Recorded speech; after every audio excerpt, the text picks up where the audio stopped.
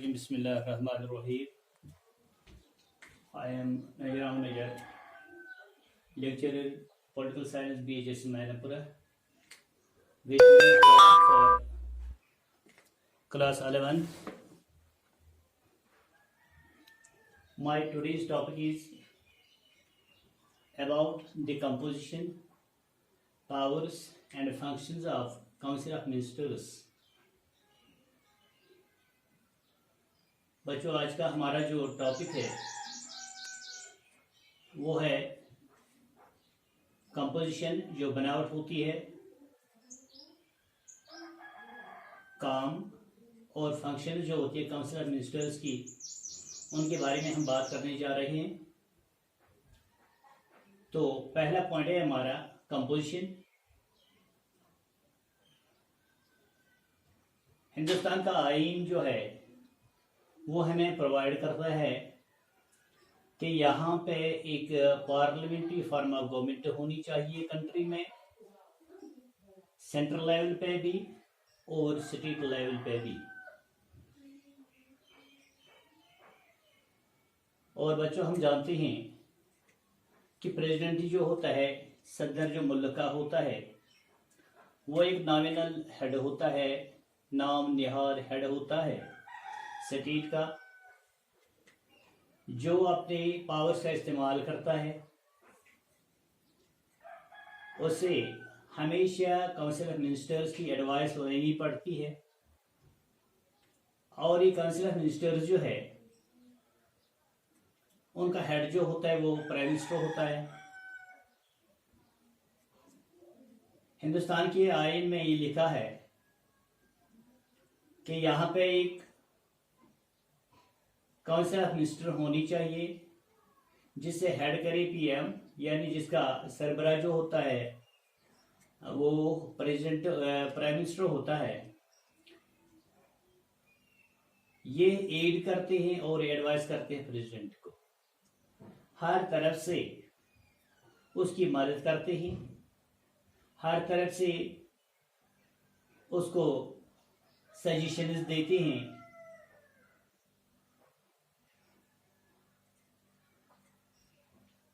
ये council of ministers जो हैं,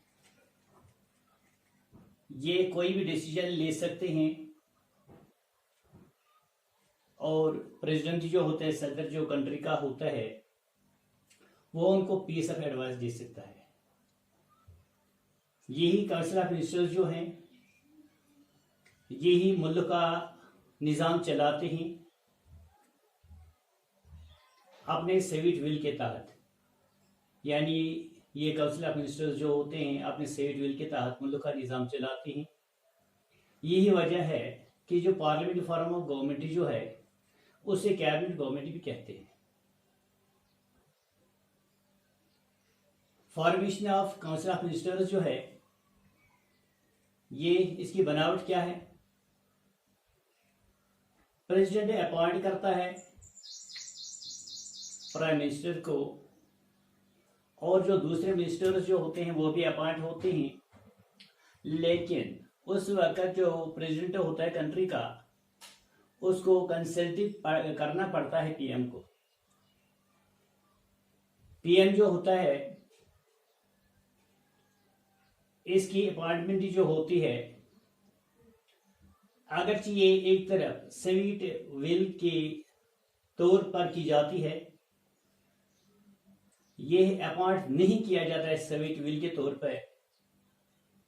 नॉर्मली क्या होता है, जो यहाँ पे इलेक्शंस होते हैं, लोकसभा के होते हैं, हर 5 साल के बाद यहाँ पे जो इलेक्शंस होते हैं, उसमें मेजॉरिटी पार्टी जो होती है, यानी वो पार्टी जो होती है जिसकी मेजॉरिटी होती है, इसकी ज़्यादा वोट होते हैं, जिसके ज़्यादा मेंबर अपॉइंट हो जाते हैं या इलेक्ट किए जाते हैं यहाँ पे, उस मेजॉरिटी पार्टी का जो सबसे बड़ा होता है उसको पीएम बनाया जाता है। ये प्रेसिडेंट जो है यही अपॉइंट करता है पीएम को, लेकिन उसी सूरत में जब वो मेजॉरिटी पार्टी का लीडर, ये प्रेसिडेंट जो होता है ये कोई चेंज नहीं कर सकता है। जो लिस्ट ऑफ मिनिस्टर्स होते हैं उसमें ये चेंज नहीं कर सकता है। अमेंडमेंट 91 एक्ट के तहत जो टोटल नंबर ऑफ मिनिस्टर्स जो होते हैं इसमें इंक्लूड पीएम भी होता है। ये 15% से ज्यादा नहीं होना चाहिए। जितने सारे लोकसभा मेंबर्स की तादाद होती है यानी उनके का 15% जो होता है, लगभग 40 या 50, उससे ज्यादा ये अपॉइंट नहीं कर सकता है। या कमीशन में 15% से ज्यादा यानी जो लोकसभा मेंबर्स की तादाद जो होती है उनका 15% अगर लिया जाए तो उससे ज्यादा मिनिस्टर्स की तादाद नहीं होती कैबिनेट में या काउंसिल ऑफ मिनिस्टर्स में।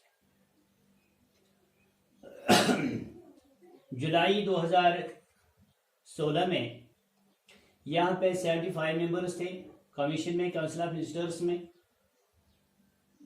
इनमें इंक्लूड थे 36 मेंबर थे कैबिनेट के, 26 मेंबर थे कैबिनेट के, 36 मेंबर थे स्टेट मिनिस्टर्स के, और 13 जो थे वो स्टेट इंडिपेंडेंट चार्जेस थे। उनकी टर्म के बारे में अगर बात की जाए यानी काउंसिल ऑफ मिनिस्टर्स जो होते हैं इनकी टर्म क्या होती है, ये कितने साल तक कैबिनेट में रह सकते हैं या कैबिनेट मिनिस्टर कितने साल तक, उसकी टर्म क्या होती है। ये कॉन्स्टिट्यूशन में लिखा है कि एक मिनिस्टर जो होता है ये काउंसिल ऑफ मिनिस्टर में रह सकता है या कैबिनेट में रह सकता है जहां तक प्रेसिडेंट की मर्जी हो, as per the pleasure of president. लेकिन प्रेसिडेंट के प्लेजर के हिसाब से वहां पर रह सकते हैं, लेकिन प्रेसिडेंट जो होता है उनको रिमूव नहीं कर सकता है बाय हिज सिविट विल। अगर उनको लोकसभा के जितने सारे मेंबर्स हैं, अगर एक मेंबर के पास कॉन्फिडेंस हो लोकसभा मेंबर्स की, तो उस वक्त प्रेसिडेंट उसे रिमूव नहीं कर सकता है। लेकिन उसके बरअक्स अगर कभी भी किसी मेंबर के खिलाफ कोई कंप्लेंट आई है और ये चार्ज जो है इसके खिलाफ प्रूफ हो गई है कि ये बाध्यानत है या मिनिस्ट्री में घपला कर रहा है या ये अनफेयरफुल है, तो उस वक्त प्रेसिडेंट जो होता है वो उससे रिमूव कर सकता है, but with the consultation of prime minister. जब इनकी सैलरी की तादाद, सैलरी बताई जाती है कि उनकी तनख्वाहें क्या होती है, उनके अलाउंसेस जो होते हैं या सैलरी ऑफ मिनिस्टर्स जो होती हैं, ये डिसाइड करता है पार्लियामेंट। यानी पार्लियामेंट के पास ये इख्तियार है, कॉन्स्टिट्यूशन में लिखा है कि यही काउंसिल ऑफ मिनिस्टर्स की तनख्वाहें जो है यहाँ पे मुंतखब करे कि कितनी सारी तनख्वाह होनी चाहिए। उनको एक तनख्वाह दी जाती है, डेली अलाउंसेस दी जाते हैं, उसके रेट के हिसाब से जितने के पार्लियामेंट मेंबर्स की तनख्वाहें होती है। यानी अब हम यूं कहेंगे कि कैबिनेट मिनिस्टर्स की जो तनख्वाहें होती हैं वो मसावी होती है पार्लियामेंट मेंबर्स की तनख्वाह के बराबर, यानी उनकी तनख्वाह एक सी होती है। जब हम यहाँ पे पावर्स की बात करें, सबसे पहला जो है काउंसिल ऑफ मिनिस्टर्स या कैबिनेट, ये फॉर्मेशन करता है नेशनल पॉलिसी। यानी नेशनल पॉलिसी जितनी भी मरतब होती हैं, चाहे इंटरनल हो या एक्सटर्नल हो, ये कैबिनेट ही के पास इख्तियार है कि ये उनका इस्तेमाल कर सकता है। दूसरा पॉइंट जो है कि कैबिनेट जो होती है, काउंसिल ऑफ मिनिस्टर्स जो होती है, ये पूरे मुल्क के निज़ाम पे, एडमिनिस्ट्रेशन पे कंट्रोल रखता है। बहुत सारे डिपार्टमेंट जो होते हैं मिनिस्टर्स में डिस्ट्रीब्यूट किए जाते हैं। किसी के पास एक डिपार्टमेंट होता है, किसी के पास मोर देन वन डिपार्टमेंट होता है। ये चलाने और चलवाने का निज़ाम जो है ये काउंसिल ऑफ मिनिस्टर्स ही करता है। तीसरा पावर जो है इसका या फंक्शन जो है, ये फॉरेन कंट्रोल रखता है। यानी फॉरेन कंट्रीज के साथ चाहे वहां पर मिनिस्टर्स का इलेक्ट करना, उनको वहां पे तैनात कर, ये प्रेसिडेंट की वसत से किए जाते हैं, प्रेसिडेंट ही उनको करता है। लेकिन कैबिनेट जो है या काउंसिल ऑफ मिनिस्टर्स जो है, यही उस पे फंक्शन करता है कि उनको कैसे चलाया जाता है, कैसे एम्बेसडर्स को दूसरे मुल्क में तैनात किया जाता है, या दूसरे मुल्कों से आए हुए एम्बेसडर्स जो हैं हमारे मुल्क में किस तरह रेस्पेक्ट और डिग्निटी के साथ रहनी चाहिए, ये कैबिनेट ही फैसला कर देता है।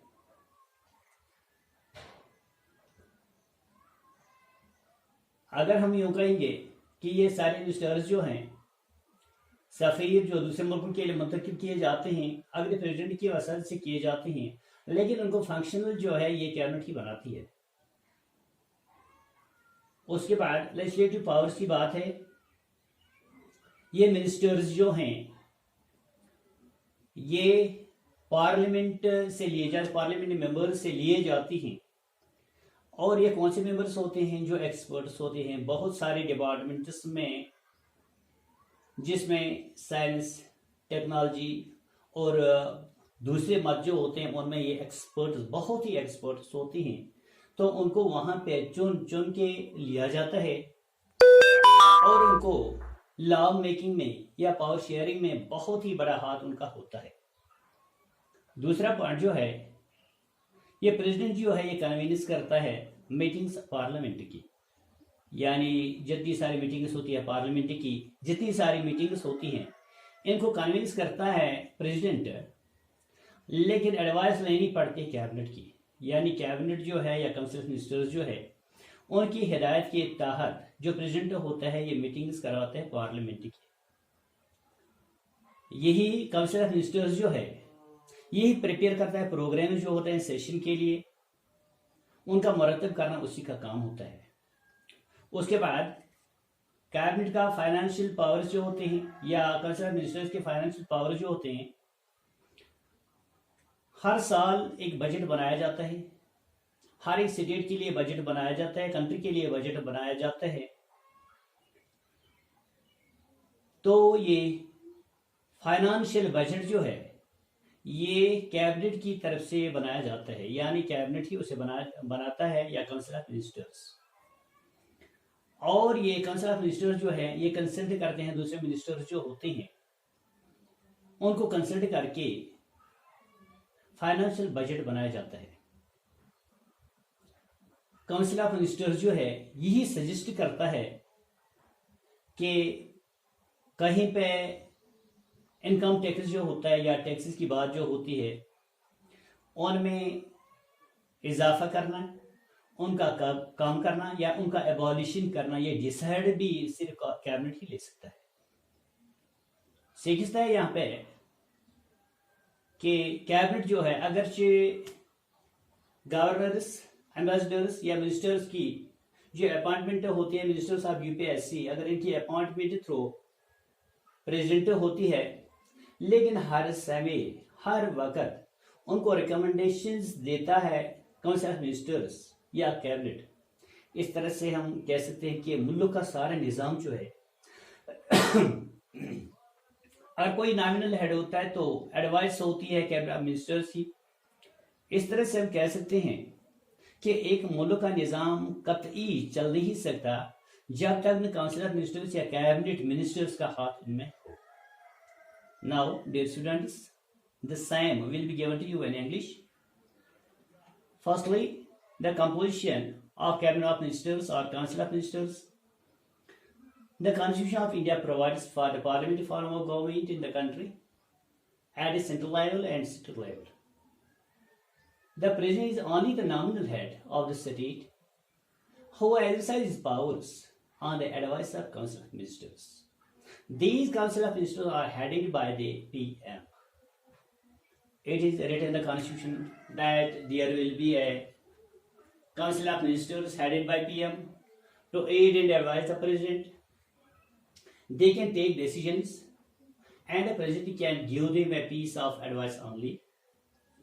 They run the administration according to their civic will. It is why the Parliament form of government is called the Cabinet government. Formation of Council of Ministers. The President appoints the PM and other ministers with the consultation of PM. PM not appointed by his civic will Normally, the leader of the majority party in the Lok Sabha is made the PM. President can't make any change in the list of the ministers. According to 91 Amendment Act, the total number of ministers, including PM, shall not exceed 15% of the total number of ministers of the Lok Sabha. In July 2016, there were 75 members in the Council of Ministers, including 26 cabinet ministers, 36 state ministers, and 13 Hawaii city independent charges. Now the term of the ministers of cabinet.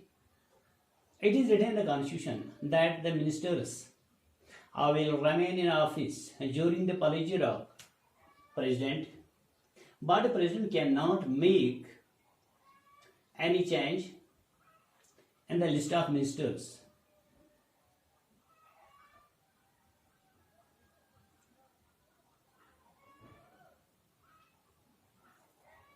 Whenever he likes, when they are in confidence with the Lok Sabha members, the president cannot remove them. Salary, allowances, salaries and of ministers shall be decided by the parliament. They are entitled to a salary, their allowances at the same rate as members of parliament. Now the powers. Formation of national policy, it is the first one. That is forms the national policy internal as well as external. Second point, it keeps a control over administration. As we know that the departments are distributed among the ministers. Some ministers get one department and some more than one department. And it is the cabinet that have the right to distribute the departments among the ministers. Third one is that it keeps foreign control. Ambassadors, though they are ambassadors, are appointed by the president for foreign countries, and the ambassadors from the foreign countries are received by the president, but they are made functional by the cabinet. Fourth one is legislative powers. The ministers are taken from among the members of parliament. As I have already told you that they are most expert persons in different departments like science, technology, environment, and other departments. They have a big share in lawmaking. Second one point is the president convenes the meetings of the parliament on the advice of cabinet. Third one is the cabinet prepares the programs of the session, etc.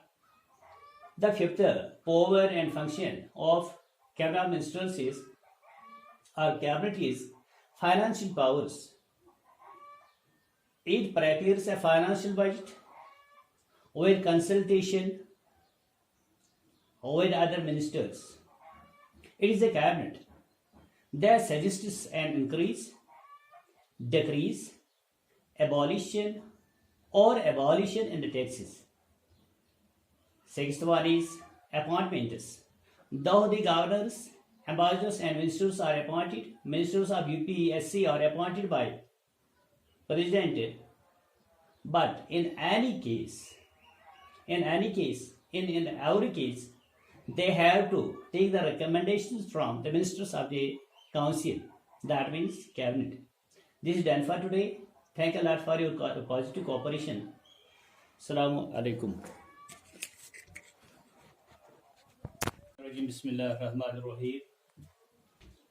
I am Najir Ahmed Najjar, lecturer, political science, BHS in Mainapura. With me for class 11. My today's topic is about the composition, powers and functions of Council of Ministers. बच्चों, आज का हमारा जो topic है वो है composition, जो बनावट होती है, काम और फंक्शन जो होती है काउंसिल ऑफ मिनिस्टर्स की, उनके बारे में हम बात करने जा रहे हैं। तो पहला पॉइंट है हमारा कंपोजिशन। हिंदुस्तान का आईन जो है वो हमें प्रोवाइड करता है कि यहाँ पे एक पार्लियामेंट्री फॉर्म ऑफ गवर्नमेंट होनी चाहिए कंट्री में, सेंट्रल लेवल पे भी और स्टेट लेवल पे भी। और बच्चों, हम जानते हैं कि प्रेसिडेंट जो होता है, सदर जो मुल्क का होता है, वो एक नॉमिनल हेड होता है, नाम निहार हेड होता है स्टेट का, जो अपने पावर्स का इस्तेमाल करता है। उसे हमेशा काउंसिल ऑफ मिनिस्टर्स की एडवाइस लेनी पड़ती है, और ये काउंसिल ऑफ मिनिस्टर्स जो है उनका हेड जो होता है वो प्राइम मिनिस्टर होता है। हिंदुस्तान के आईन में ये लिखा है कि यहाँ पे एक काउंसिल ऑफ मिनिस्टर होनी चाहिए जिससे हेड करे पीएम, यानी जिसका सरबराह जो होता है वो प्रेसिडेंट प्राइम मिनिस्टर होता है। ये एड करते हैं और एडवाइस करते हैं प्रेसिडेंट को, हर तरफ से उसकी मदद करते हैं, हर तरफ से उसको सजेशंस देते हैं।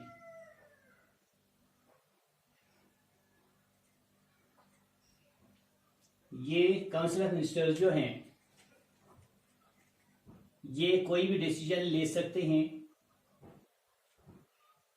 और प्रेसिडेंट जो होता है, सदर जो कंट्री का होता है, वो उनको पीस ऑफ एडवाइस दे सकता है। यही काउंसिल ऑफ मिनिस्टर्स जो हैं यही मुल्क का निज़ाम चलाते हैं अपने सेविट विल के तहत। यानी ये काउंसिल ऑफ मिनिस्टर्स जो होते हैं अपने सेविट विल के तहत मुल्क का निज़ाम चलाते हैं। यही वजह है कि जो पार्लियामेंट्री फॉर्म ऑफ गवर्नमेंट जो है उसे कैबिनेट गवर्नमेंट भी कहते हैं। Formation of council of ministers जो है ये इसकी बनावट क्या है? प्रेसिडेंट अपॉइंट करता है प्राइम मिनिस्टर को, और जो दूसरे मिनिस्टर्स जो होते हैं वो भी अपॉइंट होते हैं, लेकिन उस वक्त जो प्रेसिडेंट होता है कंट्री का उसको कंसल्ट करना पड़ता है पीएम को। पीएम जो होता है इसकी अपॉइंटमेंट जो होती है, अगरचे ये एक तरफ स्वीट विल के तौर पर की जाती है, ये अपॉइंट नहीं किया जाता है स्वीट विल के तौर पर। नॉर्मली क्या होता है, जो यहाँ पे इलेक्शंस होते हैं लोकसभा के होते हैं, हर 5 साल के बाद यहाँ पे जो इलेक्शंस होते हैं उसमें मेजॉरिटी पार्टी जो होती है, यानी वो पार्टी जो होती है जिसकी मेजॉरिटी होती है, जिसकी ज़्यादा वोट होते हैं, जिसके ज़्यादा मेंबर अपॉइंट हो जाते हैं या इलेक्ट किए जाते हैं यहाँ पे, उस मेजॉरिटी पार्टी का जो सबसे बड़ा होता है उसको पीएम बनाया जाता है। ये प्रेसिडेंट जो है यही अपॉइंट करता है पीएम को, लेकिन उसी सूरत में जब वो मेजॉरिटी पार्टी का लीडर हो। ये प्रेसिडेंट जो होता है ये कोई चेंज नहीं कर सकता है, जो लिस्ट ऑफ मिनिस्टर्स होते हैं उसमें ये चेंज नहीं कर सकता है। अमेंडमेंट 91 एक्ट के तहत जो टोटल नंबर ऑफ मिनिस्टर्स जो होते हैं इसमें इंक्लूड पीएम भी होता है, ये 15% से ज्यादा नहीं होना चाहिए। जितने सारे लोकसभा मेंबर्स की तादाद होती है, यानी उनके का 15% जो होता है, लगभग 40 या 50, उससे ज्यादा ये अपॉइंट नहीं कर सकता है। या कमीशन में 15% से ज़्यादा, यानी जो लोकसभा मेंबर्स की तादाद जो होती है उनका 15% अगर लिया जाए तो उससे ज़्यादा मिनिस्टर्स की तादाद नहीं होती कैबिनेट में या काउंसिल ऑफ मिनिस्टर्स में। जुलाई 2016 में यहाँ पे 75 मेंबर्स थे कमीशन में, काउंसिल ऑफ मिनिस्टर्स में। इनमें इंक्लूड थे 36 मेंबर थे कैबिनेट के, 26 मेंबर थे कैबिनेट के, 36 मेंबर थे स्टेट मिनिस्टर्स के, और 13 जो थे वो स्टेट इंडिपेंडेंट चार्जेस थे।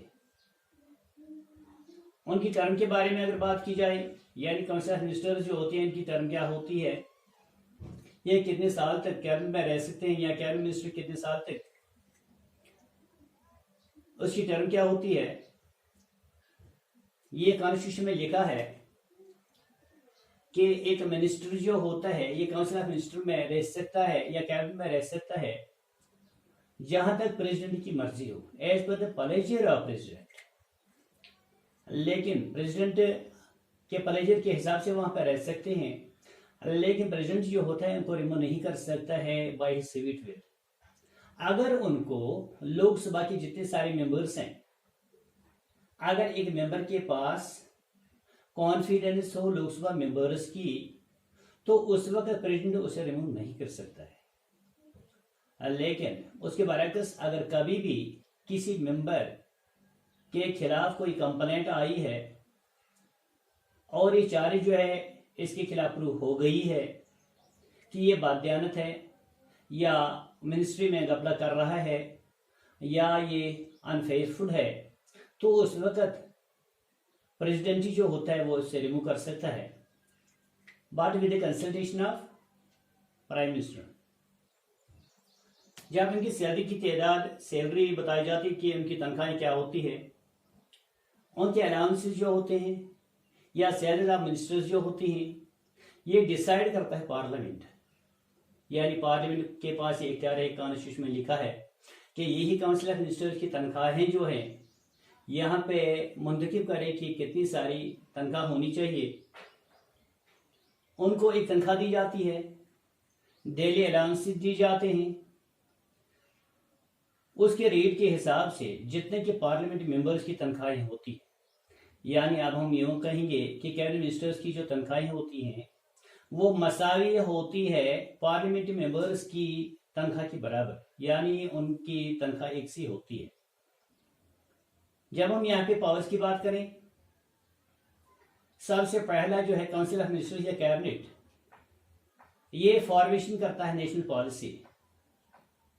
यानी नेशनल पॉलिसी जितनी भी मरतब होती हैं, चाहे इंटरनल हो या एक्सटर्नल हो, ये कैबिनेट ही के पास इख्तियार है कि ये उनका इस्तेमाल कर सकता है।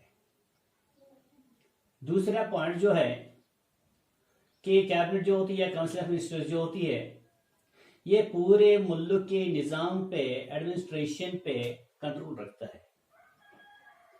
बहुत सारे डिपार्टमेंट जो होते हैं मिनिस्टर्स में डिस्ट्रीब्यूट किए जाते हैं। किसी के पास एक डिपार्टमेंट होता है, किसी के पास मोर देन वन डिपार्टमेंट होता है। ये चलाने और चलवाने का निज़ाम जो है ये काउंसिल ऑफ मिनिस्टर्स ही करता है। तीसरा पावर जो है इसका या फंक्शन जो है, ये फॉरेन कंट्रोल रखता है। यानी फॉरेन कंट्रीज के साथ चाहे वहां पर मिनिस्टर्स का इलेक्ट करना, उनको वहां पे तैनात करके प्रेसिडेंट की वसत से किए जाते हैं, प्रेसिडेंट ही उनको करता है। लेकिन कैबिनेट जो है या काउंसिल ऑफ मिनिस्टर्स जो है, यही उस पे फंक्शन करता है कि उनको कैसे चलाया जाता है, कैसे एम्बेसडर्स को दूसरे मुल्क में तैनात किया जाता है, या दूसरे मुल्कों से आए हुए एम्बेसडर्स जो हैं हमारे मुल्क में किस तरह रेस्पेक्ट और डिग्निटी के साथ रहने चाहिए, ये कैबिनेट ही फैसला कर देता है।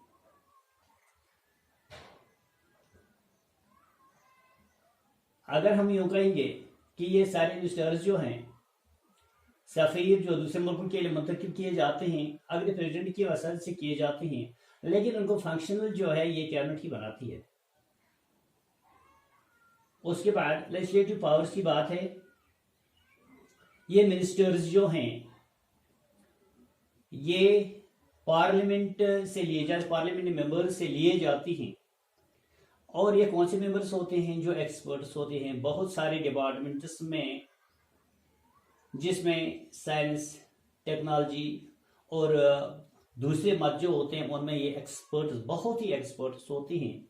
तो उनको वहां पे चुन चुन के लिया जाता है और उनको लॉ मेकिंग में या पावर शेयरिंग में बहुत ही बड़ा हाथ उनका होता है। दूसरा पॉइंट जो है, ये प्रेसिडेंट जो है ये कन्वीनियंस करता है मीटिंग्स पार्लियामेंट की, यानी जितनी सारी मीटिंग्स होती है पार्लियामेंट की, जितनी सारी मीटिंग्स होती हैं इनको कन्विंस करता है प्रेसिडेंट, लेकिन एडवाइस लेनी पड़ती है कैबिनेट की। यानी कैबिनेट जो है या काउंसिल ऑफ मिनिस्टर्स जो है उनकी हिदायत के तहत जो प्रेसिडेंट होता है ये मीटिंग्स करवाते हैं पार्लियामेंट की। यही काउंसिल ऑफ मिनिस्टर्स जो है यही प्रिपेयर करता है प्रोग्राम जो होते हैं सेशन के लिए, उनका मरतब करना उसी का काम होता है। उसके बाद कैबिनेट का फाइनेंशियल पावर्स जो होते हैं या काउंसिल ऑफ मिनिस्टर्स के फाइनेंशियल पावर जो होते हैं, हर साल एक बजट बनाया जाता है, हर एक स्टेट के लिए बजट बनाया जाता है, कंट्री के लिए बजट बनाया जाता है। तो ये फाइनेंशियल बजट जो है ये कैबिनेट की तरफ से बनाया जाता है, यानी कैबिनेट ही उसे बनाता है या काउंसिल ऑफ मिनिस्टर्स। और ये काउंसिल ऑफ मिनिस्टर्स जो है ये कंसल्ट करते हैं दूसरे मिनिस्टर्स जो होते हैं, उनको कंसल्ट करके फाइनेंशियल बजट बनाया जाता है। काउंसिल ऑफ मिनिस्टर्स जो है यही सजेस्ट करता है कि कहीं पे इनकम टैक्स जो होता है या टैक्सेस की बात जो होती है उनमें इजाफा करना, उनका काम करना या उनका एबॉलिशन करना, ये डिसाइड भी सिर्फ कैबिनेट ही ले सकता है।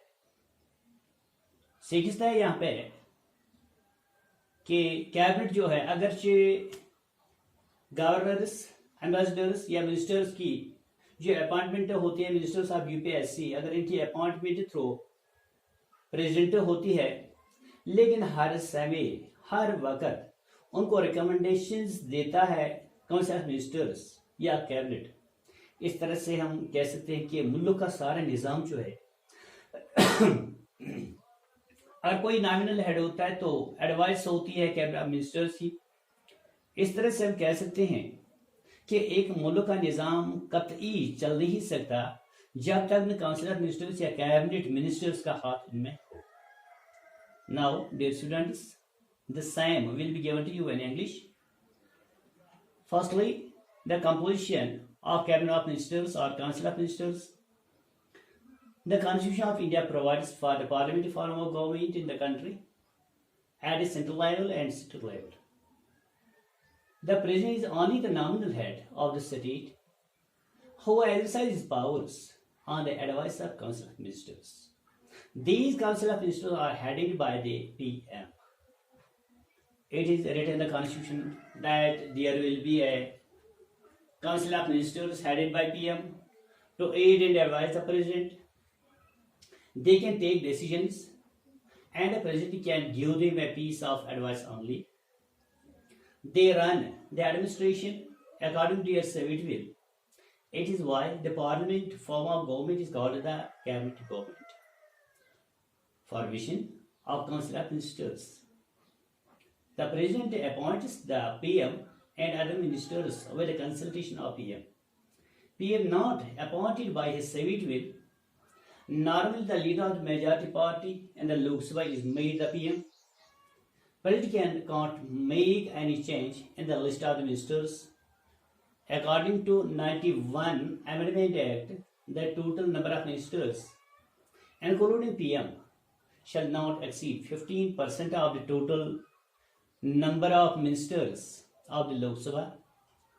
In July 2016, there were 75 members in the Council of Ministers, including 26 cabinet ministers, 36 state ministers, and 13 avoid state independent churches.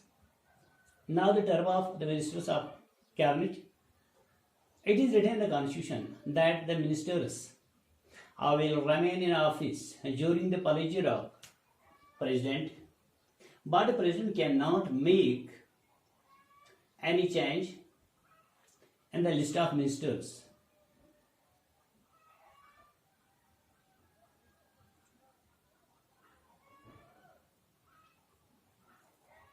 Whenever he likes, when they are in confidence with the Lok Sabha members, the president cannot remove them. Salary, allowances, salaries and of ministers shall be decided by the parliament. They are entitled to a salary, their allowances at the same rate as members of parliament. Now the powers. Formation of national policy, it is the first one. That is forms the national policy internal as well as external. Second point, it keeps a control over administration. As we know that the departments are distributed among the ministers. Some ministers get one department and some more than one department. And it is the cabinet that have the right to distribute the departments among the ministers. Third one is that it keeps foreign control. Ambassadors, though they are ambassadors, are appointed by the president for foreign countries, and the ambassadors from the foreign countries are received by the president, but they are made functional by the cabinet. Fourth one is legislative powers. The ministers are taken from among the members of parliament. As I already told you that they are most expert persons in different departments like science, technology, environment and other departments. They have a big share in lawmaking. Second one point is the president convenes the meetings of the parliament on the advice of cabinet. Third one is the cabinet prepares the programs of the session, etc. The fifth power and function of cabinet ministers is financial powers. It prepares a financial budget with consultation with other ministers.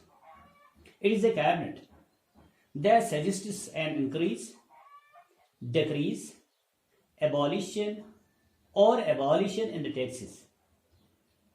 Sixth one is appointments. Though the governors, ambassadors and ministers are appointed, ministers of UPSC are appointed by president, but in every case, they have to take the recommendations from the ministers of the council, that means cabinet. This is done for today. Thank you a lot for your positive cooperation. Assalamu alaikum.